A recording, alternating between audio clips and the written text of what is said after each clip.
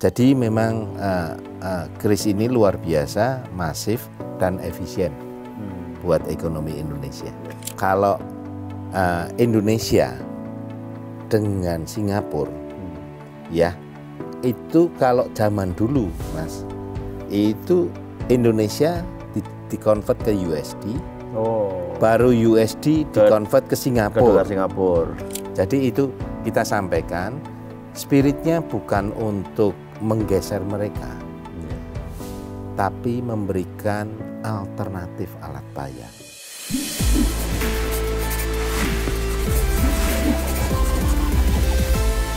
Halo Sobat The Fundamentals dan Sobat Investor, jumpa lagi dengan saya Mas Sirom, pemimpin redaksi IDIC Channel dalam podcast kesayangan kita The Fundamentals. Kali ini kita akan ngobrol terkait dengan sistem pembayaran nasional. Kita tahu belakangan sistem pembayaran nasional ini berkembang dengan pesat seiring dengan perkembangan teknologi digital.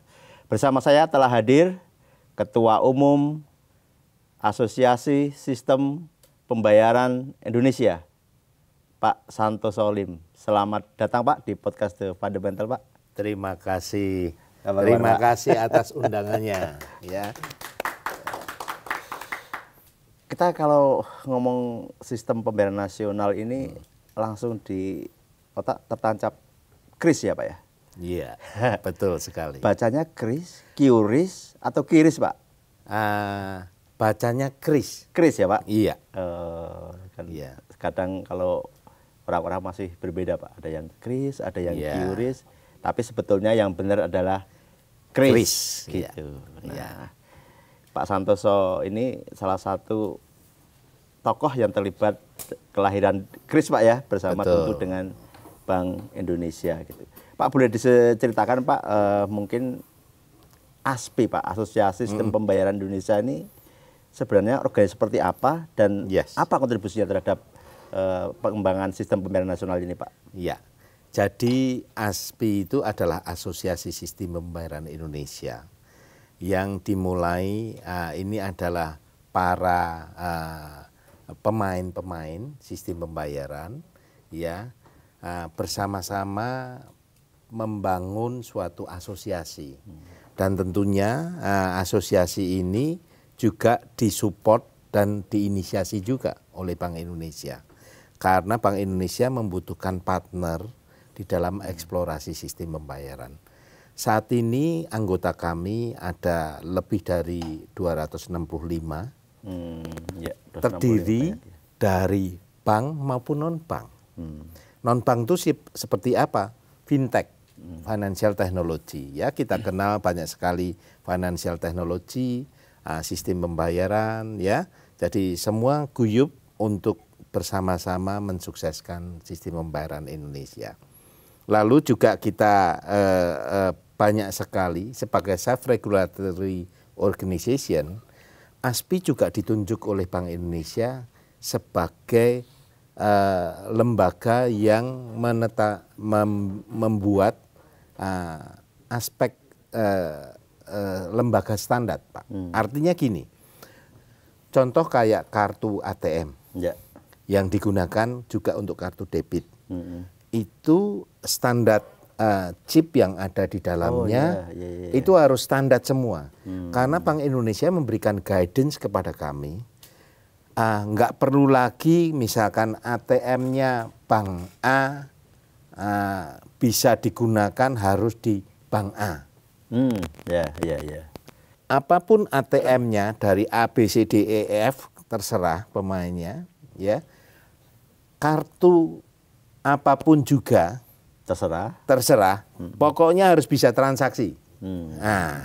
Nah, transaksi itu bukan hanya di ATM, tapi juga di kartu debitnya, digunakan sebagai kartu debit. Jadi apapun mesin-mesin edisinya di toko-toko atau merchant itu bisa digunakan.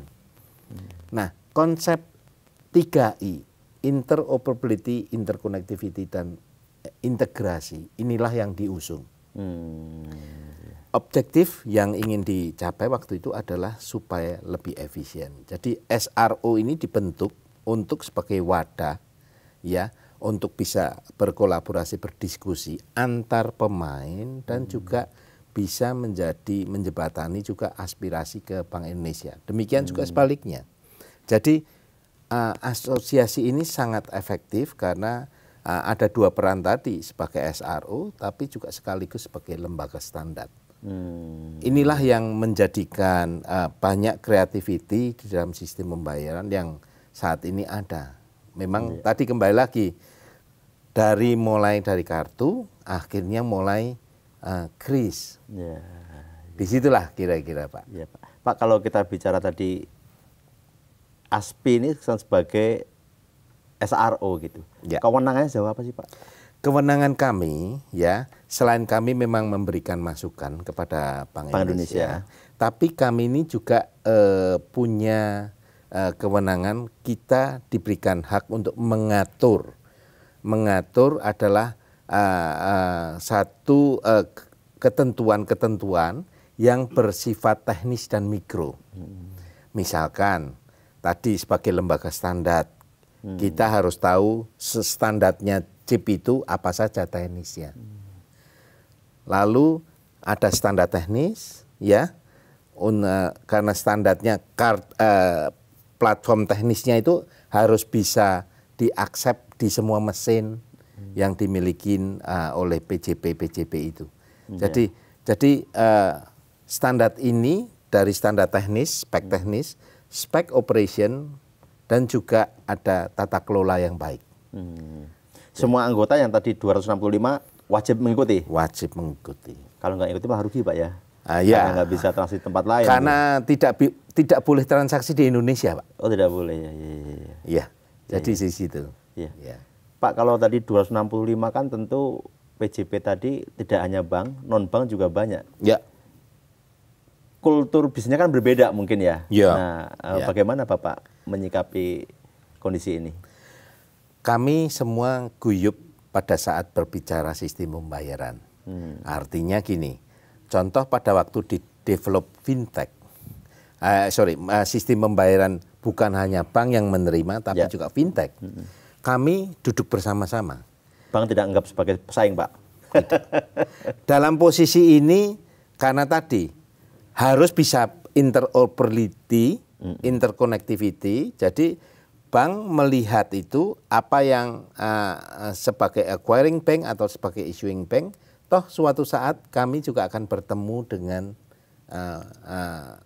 partner-partner lain. Artinya bank lain atau fintech lain. Ya, jadi service ini adalah untuk service buat konsumen. Jadi spiritnya adalah bagaimana kita bersama-sama bisa membahagiakan konsumen masing-masing.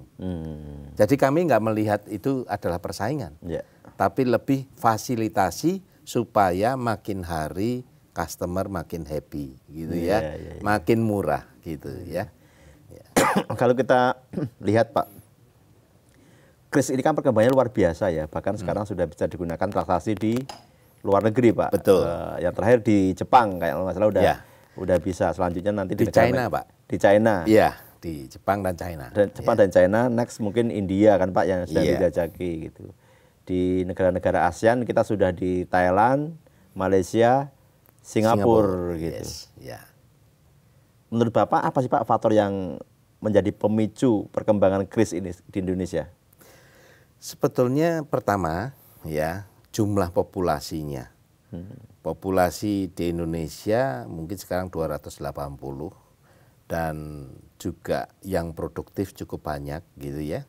Kalau kami lihat yang memiliki account di Indonesia, saya pikir account lebih banyak Mas. Ya, satu orang bisa punya beberapa. Contoh kayak elektronik e-money saja, saya dengar totalnya lebih dari 350 juta, padahal penduduknya kan 280. Jadi artinya majority tetap berada di daerah kota urban, tapi bukan berarti rural tidak ada. Jadi ini semua akan terus-menerus berkembang, ya. Jumlah yang makin hari makin besar menjadikan kita itu harus memberikan alternatif alat bayar. Dulu ada kartu, ya. Tapi kalau kartu kan harus pakai mesin. Oh ya. Ya, mesin terlalu mahal, Mas. Ya. Satu mesin pada waktu di-develop itu harganya mungkin sekitar 3 jutaan. 3 juta rupiah satu mesinnya. Mesin. Ya, tapi dengan adanya kris, pakai stiker, menjadi murah. Iya. Ya, tinggal stiker dibikin atau kertas di print, di laminating, ya kadang-kadang ada yang menggunakan mika gitu ya. Jadi itu jauh lebih murah. Ya. Pak, kalau kita bandingkan Pak dengan negara-negara lain, ya, bagaimana Pak teknologi sistem pembayaran di Indonesia ini? Kalau hasil kami kan ketemu dengan Singapura, Malaysia, Thailand gitu ya, lalu dengan Jepang, dengan China ya. Bahkan kami juga sudah bicara dengan Korea dan juga India. Bisa dikatakan bagusnya Indonesia itu adalah punya 3I tadi.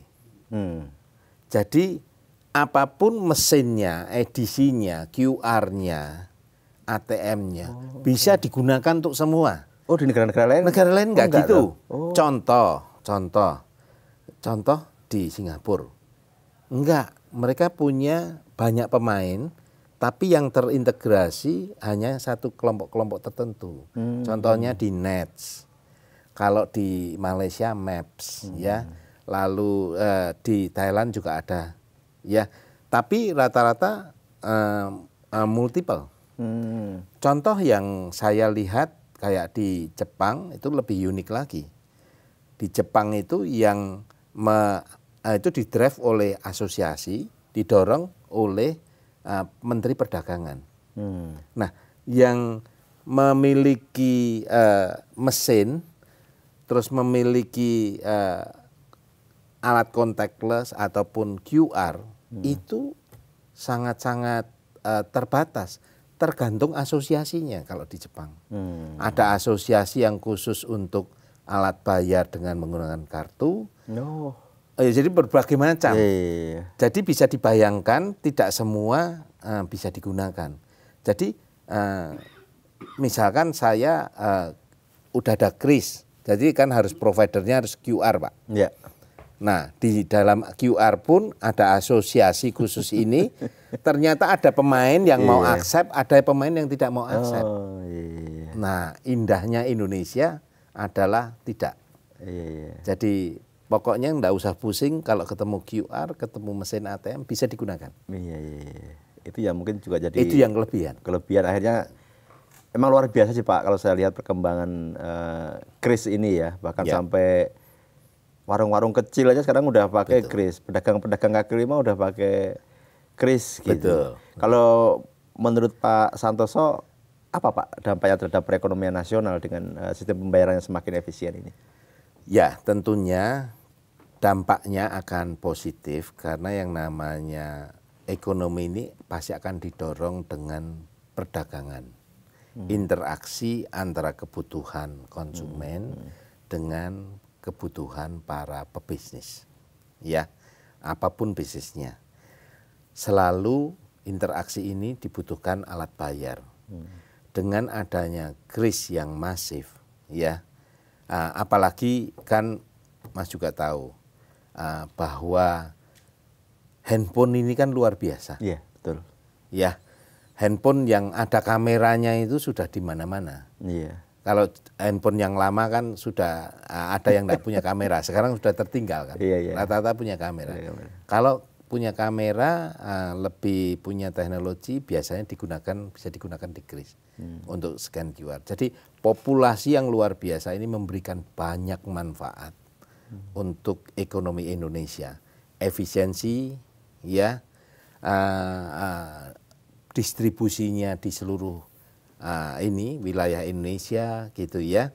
Jadi memang kami juga lihat telekomunikasi berusaha untuk menyebar.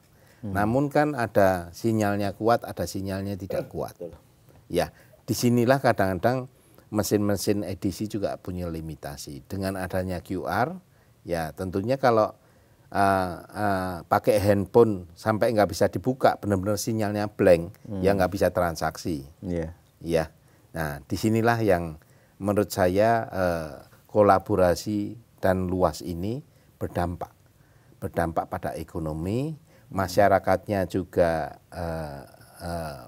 mudah menggunakan karena handphone di mana-mana, dan regulatornya sendiri yaitu bank sentralnya juga care karena yang namanya pricingnya Pak itu di cap Pak, dan bahkan sudah ditetapkan ada kategori merchant yang mikro itu tidak perlu bayar, merchant discount rate dan lain-lain. Kan sebenarnya merchant discount rate ini kan hanya untuk membayar operating cost, operating cost. Tapi khusus untuk mikro dan nilainya di bawah 500.000 transaksinya itu free, gratis. Pak.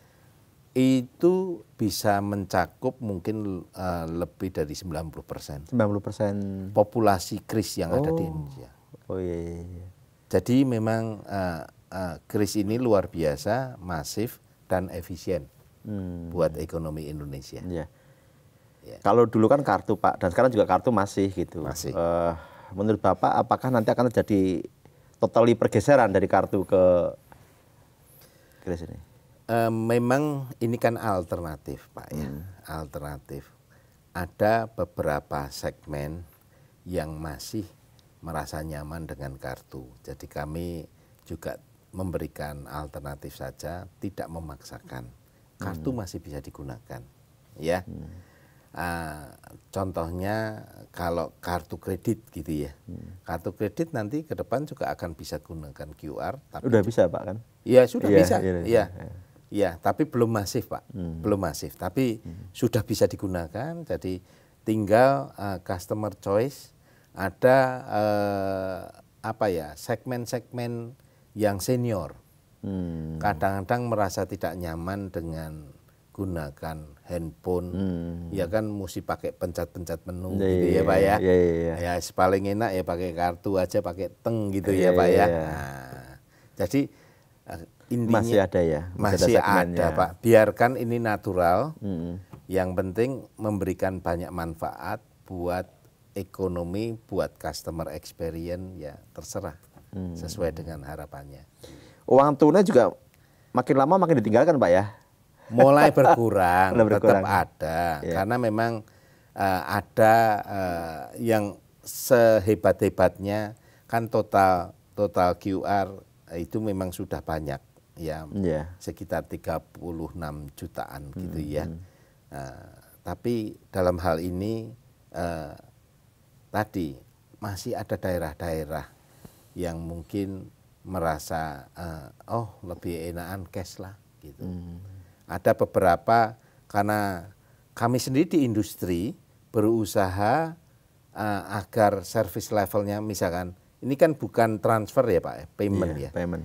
Jadi kalau payment itu bayar, itu biasanya ada sebagian besar pemain itu batch Pak. Jadi pada malam hari ya dikalkulasi semua, terus besoknya dikreditin ke rekeningnya toko atau merchant. Nah tapi ada juga sebagian pengusaha yang maunya adalah biasanya terima cash. Langsung bisa digunakan buat belanja lagi, kulaan lagi gitu ya Mas. Jadi yang seperti ini ada juga. Nah, kami juga mengencourage para pemain kalau bisa settlementnya same day gitu ya. Ya, jadi itu adalah upaya-upaya karena itu juga butuh development teknologi lah untuk itu. Ya. Iya Pak. Kalau kita lihat nih Pak. QRIS ya, KRIS sorry. KRIS Pak. KRIS. Bukan QRIS tapi KRIS gitu. Next mungkin juga selain negara-negara sekarang yang sudah kerjasama akan terus berkembang ya Pak ya. Jadi kita enak kalau keluar negeri Pak. Tidak perlu bawa uang cash gitu. Tapi sebetulnya di balik itu ada juga objektif yang diharapkan dalam kolaborasi dengan negara-negara lain. juga ditekankan oleh Bank Indonesia agar skema yang ditransaksikan itu harus menggunakan local currency transaction. Jadi misinya adalah bagaimana turis dari pihak-pihak negara-negara yang bekerja sama bisa menggunakan alat bayar, tapi settlementnya itu misalkan kalau Indonesia dengan Singapura, ya itu kalau zaman dulu, Mas, itu Indonesia dikonvert ke USD, baru USD dikonvert ke Singapura. Ke dolar Singapura. Ya, dolar Singapura. Iya. Kalau local currency transaction tuh enggak, langsung rupiah ke dolar Singapura. Yes. Jadi kalau transaksi scan misalkan 10 dolar Singapura, langsung ekivalen sekian rupiah, sudah. Oh, saya didapat sekian. Saya bayar dikasih sana ya sesuai dengan Singapura, nggak ada konvertan yang ini. Iya. Ya, jadi nggak perlu dua langkah ya Pak. Nggak perlu dua langkah. Ini yang mengakibatkan efisiensi dari sisi toko maupun efisiensi juga buat nasabah. Menguntungkan Indonesia, menguntungkan Singapura ya. Yes. Jadi otomatis settlement nggak perlu lagi pakai reserve US dollar gitu. Ya. Iya. Negara lain mana lagi Pak yang mungkin setelah Jepang? Ya, yang pasti Korea sudah bicara dengan kita. Korea ya. Kita sudah pernah beberapa kali meeting, kita berikan spek teknis, kita juga kasih tahu operationnya seperti apa. Mungkin mereka sedang mendevelop secara teknis dan bagaimana operationnya. Lalu selain Korea juga India. India juga sama. Kami sudah kasih binding legalnya, teknisnya, spek teknis dan operationnya. Ya, kami juga sedang menjajakin Middle East, khususnya Arab. Oh, karena banyak sekali ya Pak. Yes. Kita di sana gitu. Ya. Memang challenge yang berada di sana karena alat bayar yang ada di khususnya Arab Saudi contohnya itu jarang sekali menggunakan QR. Mereka masih orientasinya alat bayarnya menggunakan kartu, ya dan cash. Ya, gitu aja sih. Jadi memang ini juga salah satu tantangan ya, bagaimana cara mendevelop. Rata-rata negara yang kita ajak kerjasama tadi, itu adalah memang sudah ada populasi QR-nya. Tinggal mengkoneksikan ya, sistem pembayarannya gitu Mas. Ya. Amerika kan sempat mempermasalahkan ya Pak ya? Iya. Gak kerja sama Amerika Pak? Gak kerja sama Amerika? Gini, sebetulnya sedikit saya flashback. Ya. Pada waktu Bank Sentral memberikan tantangan kepada asosiasi. Tolong pikirkan ekosistem yang ada di Indonesia, gimana supaya lebih murah. Dan kedua, teknologinya juga bisa diaksep di masyarakat. Jadi pada waktu itu kami lihat di banyak negara, rata-rata di dunia barat itu menggunakan kartu. Ya, betul. Zaman dulu pakai chipnya di mesin, sekarang sudah pakai contactless. Ya. Nah, kami menyampaikan kalau menggunakan kartu maupun contactless, ini dibutuhkan, tetap butuhkan kartu. Ya. Kedua dibutuhkan mesin. Pada waktu itu populasinya sedikit sekali. Cuman 2,5 juta paling mesinnya. Terus ada masa-masanya waktu pandemi itu kan juga kita lihat kan juga kartu itu susah, chipnya untuk mendapatkan chipnya itu susah. Jadi ada masa-masa cukup susah untuk mengeksekusi itu, bagi para pemain nih sangat mahal nih investasinya. Lalu kami belajar juga, oke, ada nggak alat bayar yang lain? Kami waktu itu pergi ke China. Ternyata QR-nya China beda sama QR-nya Indonesia, Pak. Karena QR-nya di China itu adalah link kayak scan QR masuk ke platform mereka. Iya. Kalau Indonesia itu QR-nya Indonesia itu betul-betul jadi seolah Mas sebagai merchant. Iya. Sebagai merchant, kita itu langsung data banknya bank mana yang terkoneksi, banknya negaranya di Indonesia, lalu segala data-data itu ada di dalam QR itu dengan satu runutan angka-angka digital. Ada yang memang kita itu kan tahu issuing dan acquiring bank ya, Mas. Issuing itu yang menerbitkan kartu seolah atau rekening gitu ya. Acquiring adalah yang melakukan transaksi supaya terjadi. Nah, di merchant itu ada sekaligus ada beberapa, ini jenisnya adalah jenis mikro, pengusaha kecil gitu ya, kategorinya dan lain-lain. Termasuk juga di dalamnya itu menggunakan kris statik atau kris dinamik. Semuanya itu menjadi runutan angka-angka. Ya, ada yang diisi oleh acquiring, tapi ada yang sudah kita atur. Nah, habis itu deretan angka-angka ini kita convert menjadi QR. QR yang diproduksi ini langsung dikasih ke Bapak, otomatis menjadi ID-nya Bapak. Jadi cukup scan QR, jadi saya langsung tahu, oh ini saya transaksinya dengan Bapak, sekian duit dan lain-lain, begitu setuju langsung saya minta bank saya untuk transfer ke tempat Bapak. Jadi konsepnya seperti itu, beda sama yang di QR China. Terus di QR China juga belum interoperability dan interconnectivity. Jadi masih masing-masing pemainnya. Di sana kan ada 5 pemain, yang terbesar Alipay dan WeChat Pay gitu ya. Jadi mereka itu masing-masing. WeChat nggak bisa ditransaksikan di Alipay, Alipay nggak bisa ditransaksikan di WeChat. Nah, ini nggak sejalan dengan spirit yang diminta oleh Bank Indonesia. Iya. Nah, dari situ semua akhirnya kita mendapatkan yang namanya standar KRIS.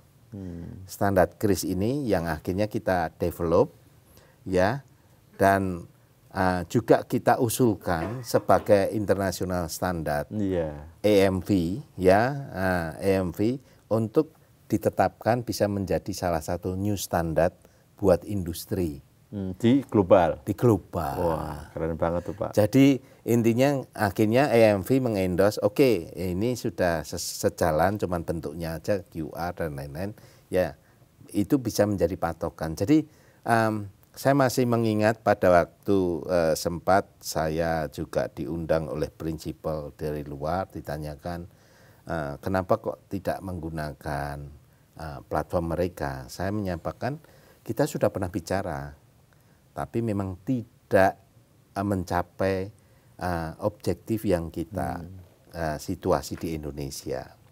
Pada waktu itu kan kita tahu populasi handphone banyak, ya, lalu tokonya banyak, sementara mesin itu investasinya masih cukup mahal. Jadi itu kita sampaikan, spiritnya bukan untuk menggeser mereka, tapi memberikan alternatif alat bayar. Nah, ternyata dengan adanya alat bayar handphone, dengan adanya di mana-mana, yaitu menjadi dominan. Ya, jadi itu saja Mas. Jadi kita jelaskan ini alternatif alat bayar, biarkan customer yang memutuskan. Ya, kita adalah memberikan infrastruktur yang ada. Berarti kalau secara konsep sebetulnya kalau boleh saya simpulkan kita lebih unggul Pak ya dibanding QR di negara-negara lain gitu. Ya, benar kan Pak? Bisa dikata waktu bertemu dengan mereka, mereka sangat impress. Indonesia dianggap cukup one step ahead dalam hal mengembangkan alat bayar. Karena kondisinya pandemi biasanya orang konsolidasi, tapi kita Indonesia membuat suatu terobosan dengan inisiatif-inisiatif yang cukup baik gitu ya. Jadi ke depan mungkin nggak ya Pak, Indonesian standar naik tadi jadi global standar gitu? Ya, Mungkin ya. Probability begitu Pak, karena kami mungkin belum sampai global standar. Cita-cita kami di regional lah. Contoh kami juga ketemu dengan Vietnam, dengan Kamboja, dengan Laos gitu ya.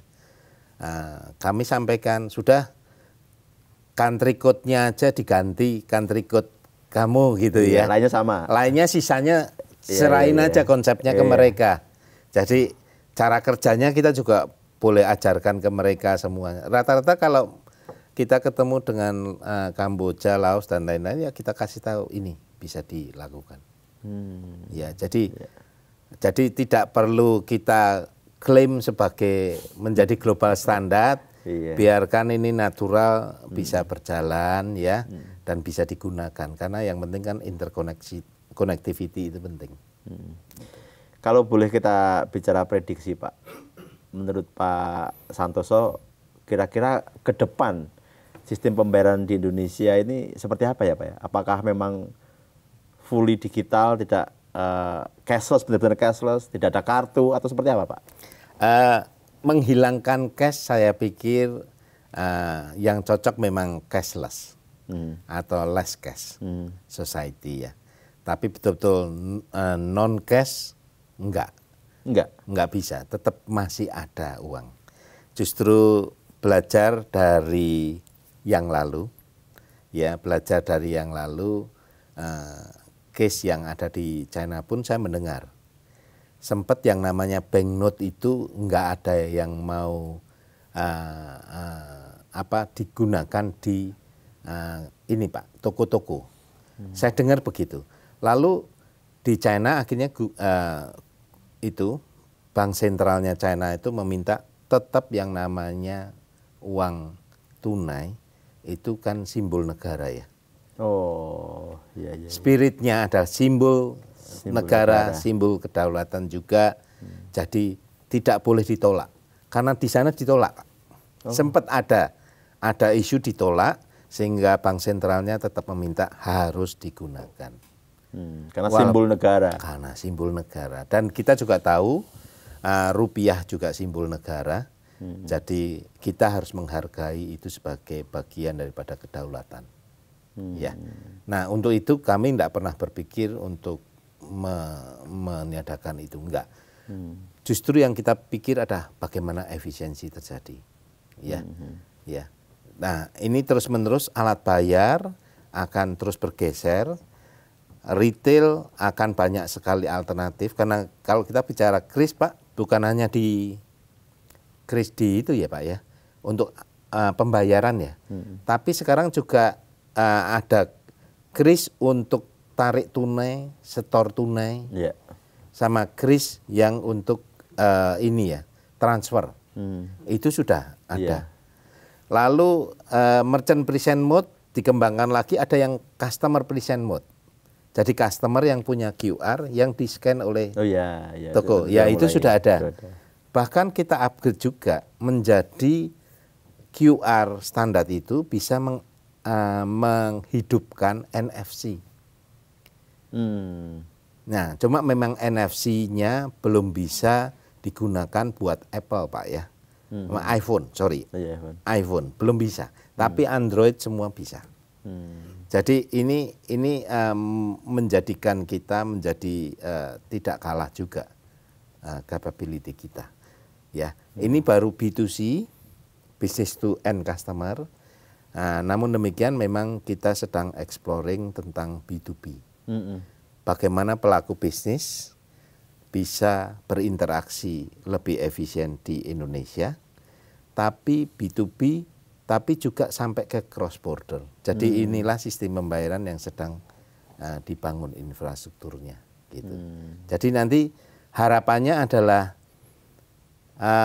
sistem pembayaran seperti darah. Jadi darahnya harus mengalir. Jadi dengan darah mengalir manusianya sehat. Jadi itu kira-kira spiritnya. Iya Pak. Jadi intinya memang akan berkembang ke cashless, tapi cash juga masih ada karena jadi simbol negara gitu, mata uang gitu Pak ya. Oke Pak, kalau di podcast The Fundamentals ini kita ada gimmick-gimmick Pak, games Pak. Games. Saya tanya sesuatu, Bapak jawab pendek-pendek aja. Siap ya Pak? Ya. Oke. Namanya This or That Pak.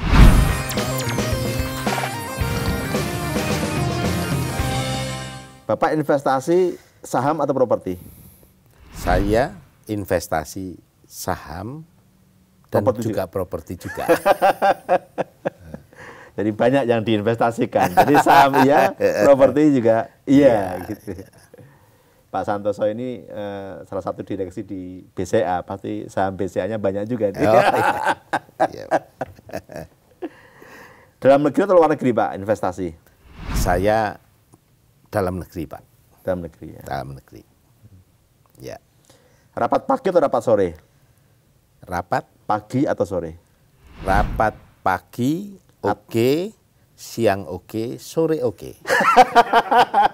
Loh memang tugas saya rapat ya. Jadi rapatnya pagi oke, siang oke, sore oke, malam oke juga? Online. Online kalau malam. Online ya. Gitu. Iya. Jadi semua oke Mas saya. Iya, sehari-hari emang rapatnya banyak sekali Pak ya, meetingnya banyak sekali ya. Benar. Iya. Bapak nonton YouTube atau nonton TV? Saya nonton TV, tapi juga nonton TV digital gitu ya. Ya misalkan ini, termasuk juga YouTube. Jadi saya nonton, cuman memang YouTube lebih limited tergantung apa yang ingin kita tahu gitu ya. Kan ada yang YouTube tapi terus menerus continue enggak ya, ada, Bapak, ya? enggak ada gitu. Ya. Tapi tergantung topiknya Mas. Bapak biasanya nonton YouTube apa Pak? Saya terutama yang isu-isu yang sedang hot lah. Oh berita ya, yang sedang jalan. Berita ya? yang sedang hot. Oh. Ya. Karena lebih update ya sometimes ya gitu. Ya. Bapak kalau pensiun pilih di kota apa di desa? Saya sebetulnya bercita-cita kepenginnya lebih di kota kecil lah. Kota kecil itu Solo. Ya contoh Solo. Pulang kampung itu. Nah pulang kampung. Tapi sebetulnya saya punya cita-cita one day saya juga suka ternak, suka pertanian. Ya maklum karena masa lalu saya di kota kecil. Ya jadi cari yang bisa menikmatin dengan interaksinya. Udah kebanyakan interaksi manusia, jadi interaksinya harus berubah gitu.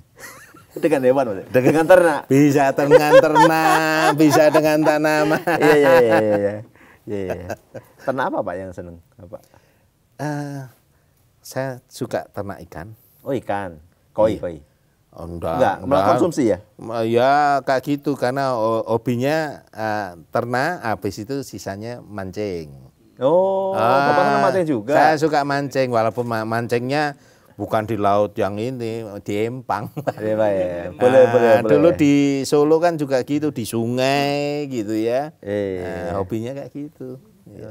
Masih sering mancing kan dulu Pak? Iya. Oh iya? Di empang? Di empang gitu. Kalau diajak teman-teman, ayo mancing. Baru tahu nih saya Pak Santoso senang mancing. Kapan-kapan kita mancing bareng. Boleh ya. Dalam mengambil keputusan, Bapak pilih intuisi atau logika? Pertama adalah logika, tapi sometimes dengan complicated, kita akan recall experience kita. Intuisi ya. Intuisi, sometimes. Ada banyak hal yang limited data, limited ini, kadang-kadang kita gunakan intuisi itu. Ya. Iya. Teruji itu Pak ya? Teruji. Metode seperti itu. Iya. Superman atau super team? Super team. Saya tidak pernah memposisikan sebagai Superman. Ya. Tim lebih penting. Tim lebih penting. Tugas saya adalah mendorong tim. Tugas saya adalah menginspiring mereka, berikan mereka keleluasaan, tapi juga ada wisdom yang harus kita sampaikan. Dengan wisdom menjadi koridor batasan-batasan apa yang perlu. Kadang-kadang wisdom ditambah di dalamnya adalah koridor. Karena di dalam setiap bisnis kan selalu ada aturan-aturan main gitu ya. Itu koridor. Kita cuma mengingatkan aja. Biarkan itu menjadi wisdom dan menjadi koridor buat teman-teman. Olahraga Bapak pilih sepeda atau lari? Wah, saya olahraganya jalan kaki. Jalan kaki ya? Jalan cepat. Oh, jalan cepat ya? Iya. Setiap pagi? Tiap pagi. Setiap pagi? Iya, tiap pagi. Kadang-kadang ya pagi, kadang-kadang malam, Mas. Tergantung. Jadi kalau rapatnya pagi banyak, ya terpaksa malam. Tapi pasti ya? Pasti. Kesehatan nomor 1, Mas. Pesan Bapak untuk pelaku industri terkait dengan sistem pembayaran nasional? Pesan saya adalah kita sudah bersama-sama kolaborasi. Saya mengucapkan banyak terima kasih kepada teman-teman sistem pembayaran karena kita harus memberikan kesempatan kepada konsumen untuk menggunakan alat bayar ini. Namun demikian jangan lupa dengan perlindungan konsumen. Jangan lupa juga terakhir banyak sekali tren tentang penipuan-penipuan, scam. Ya, bagi pelaku industri adalah pentingnya untuk mendalamin robust daripada sistem kita masing-masing untuk jangan sampai terkena cyber scam.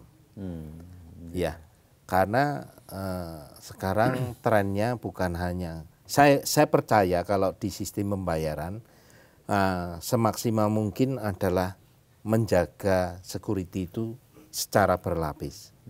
Namun justru ada kekhawatiran dengan adanya pandemi, mulai banyak industri bertransformasi, menggunakan digital. Tapi at the end lupa yang namanya kemampuan untuk memproteksi terhadap cyber security. Jadi saya mendorong karena ini demi perlindungan konsumen kita dan juga reputasi kita. Jadi itu pesan saya adalah harus terus-menerus memperkuat diri, inovasi supaya makin hari menjadi makin perusahaan yang baik. Ya. Demikian. Terakhir Pak, satu kata untuk sistem pembayaran nasional. Sistem pembayaran nasional. Satu kata loh Pak. Satu kata. Kolaborasi. Oh, kolaborasi.